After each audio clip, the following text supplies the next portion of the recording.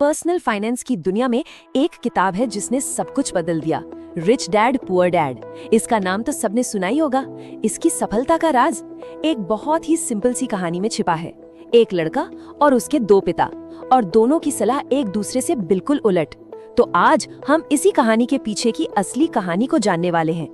तो इस किताब का जो सबसे मेन आइडिया है, जो दिमाग को एकदम हिला देता है, वो ये है, अमीर पैसे के लिए काम नहीं करते, वे पैसे से अपने लिए काम करवाते हैं। अब देखिए, ये सिर्फ एक लाइन नहीं है, ये एक पूरी की पूरी फिलॉसफी है, एक पूरा माइंडसेट है जो बताता है कि फाइनेंशियल फ्रीडम असल में होती क्या है और उससे पाया कैसे जाता है। तो कहानी की जो नींव है वो बहुत सिंपल लेकिन उतनी ही पावरफुल है। एक लड़का और उसके दो डैड। एक डैड जो समाज के बनाए सारे रूल्स फॉलो करते थे, और दूसरे जिन्होंने अपने रूल्स खुद बनाए। और इन्हीं दो अलग अलग रास्तों ने लेखक को पैसे और दौलत बनाने का सबसे बड़ा सबक सिखाया। और यहीं पर उनकी सोच का असली क्लैश देखने को मिलता है।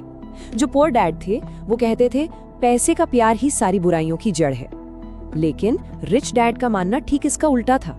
वो कहते थे पैसे की कमी सारी बुराइयों की जड़ है। मतलब पैसे को लेकर दोनों की सोच में जमीन आसमान का फर्क था। इससे ज्यादा अलग हो ही नहीं सकती थी। तो ये जो पूरी कहानी है ना दो डैड्स की, ये असल में एक बहुत ही जरूरी, बल्कि कह सकते हैं कि जिंदगी बदल देने वाला सबक सिखाने के लिए है। और वो सबक है एसेट और लायबिलिटी के बीच का फर्क समझना। बस इतना ही। अब एसेट्स पर आने से पहले एक और कॉन्सेप्ट समझना जरूरी है, रैट रेस। सुना है इसके बारे में? ये एक ऐसा फाइनेंशियल चक्कर है जो कभी खत्म ही नहीं होता। मतलब लोग मेहनत करते हैं, पैसा कमाते हैं, लेकिन कभी आगे नहीं बढ़ पाते। क्यों? क्योंकि जैसे ही इनकम बढ़ती है, खर्चे भी बढ़ जाते हैं और इंसान बस उसी गोल गोल चक्कर में फंसकर रह जाता है। तो सवाल ये है कि इस रैट रेस से बाहर कैसे निकले? जवाब है एसेट्स बनाकर। और किताब में एसेट की डेफिनेशन बहुत ही सीधी साधी दी गई है। एसेट मतलब कोई भी ऐसी चीज जो जेब में पैसा डाले, चाहे कोई एक्टिवली काम कर रहा हो या नहीं। और इसका ठीक उल्टा क्या है? लायबिलिटी, यानी कि कोई भी ऐसी चीज जो लगातार जेब से पैसा निकालती रहे। बस यही वो छोटा सा फर्क है जो पूरी गेम को बदल देता है। और यहीं से उठता है किताब का सबसे बड़ा और शायद सबसे कंट्रोवर्शियल सवाल, तो क्या एक घर एसेट है? हम सब ने तो यही सुना है कि घर सबसे बड़ा एसेट होता है ना? लेकिन किताब कहती है जरा रुकिए और सोचिए। अगर कोई घर हर महीने जेब से पैसा निकाल रहा है, ईएमआई, टैक्स, मेंटेनेंस के नाम पर, तो क्या वो सच में एक एसेट है या फिर वो सबसे बड़ी लायबिलिटी है? हाँ, वो एसेट बन सकता है, पर सिर्फ तब जब उससे आने वाला पैसा, जैसे कि किराया, इन सारे खर्चों से ज्यादा हो। ठीक है, तो अब जब हम एसेट और लायबिलिटी के इस मेन फर्क को समझ चुके हैं, तो चलिए देखते हैं कि ये अलग अलग सोच असल जिंदगी में कैसे काम करती हैं। मतलब इन दोनों पिताओं की रियल लाइफ में क्या हुआ। और यकीन मानिए, कहानी के पीछे की जो असली सच्चाई है वो काफी चौंकाने वाली है। तो ये जो दोनों डैड्स थे वो असल में निसेई जनरेशन से आते थे, यानी हवाई में रहने वाले सेकंड जनरेशन जापानीज अमेरिकन। उनके जो पेरेंट्स थे वो जापान से आकर गन्ने के खेतों में मजदूरी करते थे। तो आप सोच सकते हैं कि इस पूरी पीढ़ी के लिए सबसे बड़ा मोटिवेशन क्या था। वो बस किसी भी तरह उस मुश्किल और थका देने वाली जिंदगी से बाहर निकलना चाहते थे जो उनके माँ बाप ने जी थी। और देखिए, यहीं पर पूरी तस्वीर साफ हो जाती है। पुअर डैड असल में कौन थे? वो थे रॉबर्ट कियोसाकी के खुद के पिता, रैल्फ एच कियोसाकी, एक बहुत पढ़े लिखे इंसान, पीएचडी और हवाई के स्टेट सुपरिटेंडेंट ऑफ एजुकेशन। उनका फोकस था जॉब सिक्योरिटी और पेंशन पर। और रिच डैड, वो थे उनके दोस्त के पिता, रिचर्ड डब्ल्यू किमी, एक हाई स्कूल ड्रॉप आउट जिन्होंने कंस्ट्रक्शन और होटल का एक बड़ा एम्पायर खड़ा कर दिया। उनका फोकस था एसेट बनाने पर। और फाइनल नतीजा, ये सुनकर झटका लगेगा, अपने इतने बड़े करियर के बावजूद रैल्फ कियोसाकी कर्ज में डूबे हुए मरे, और रिचर्ड किमी वो बहुत बहुत ज्यादा अमीर बने। तो पुअर डैड यानी रैल्फ कियोसाकी की जिंदगी में एक बहुत बड़ा टर्निंग पॉइंट आया, और वो था एक फेल्ड पॉलिटिकल कैंपेन जिसने उनके करियर पर ब्रेक लगा दिया। ये बात है 1970 की। रैल्फ कियोसाकी ने रिपब्लिकन पार्टी से लेफ्टिनेंट गवर्नर का चुनाव लड़ा, लेकिन उनकी टीम हार गई।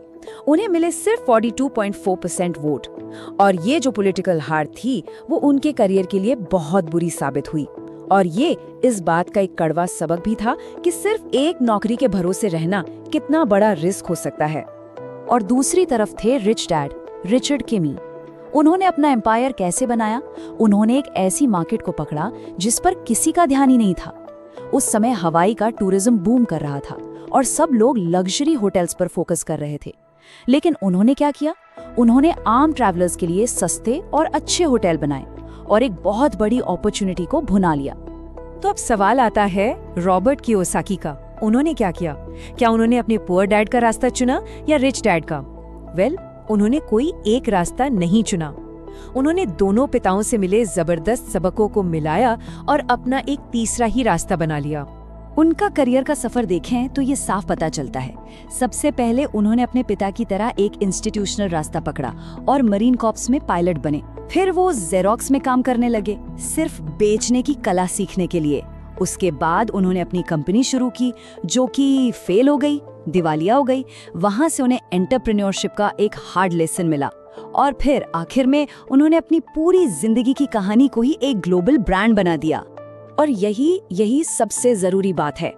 रॉबर्ट कियोसाकी का असली जीनियस रियल एस्टेट या स्टॉक मार्केट में नहीं था।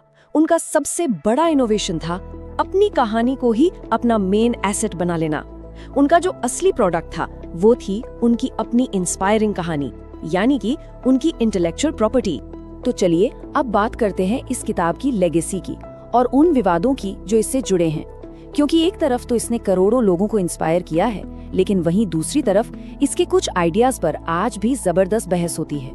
देखिए, ये किताब कई ऐसे सबक सिखाती है जो आज भी उतने ही काम के हैं, जैसे कि फाइनेंशियल लिटरेसी यानी पैसे की समझ सबसे जरूरी स्किल है, या फिर अपना एसेट पोर्टफोलियो बनाकर अपने बिजनेस पर ध्यान दो। काम सिर्फ सैलरी के लिए नहीं बल्कि नई स्किल सीखने के लिए करो। फेल होने के डर से बाहर निकलो और कैलकुलेटेड रिस्क लो। और हाँ, बिल भरने से पहले सबसे पहले खुद को पे करो, यानी कि इन्वेस्ट करो।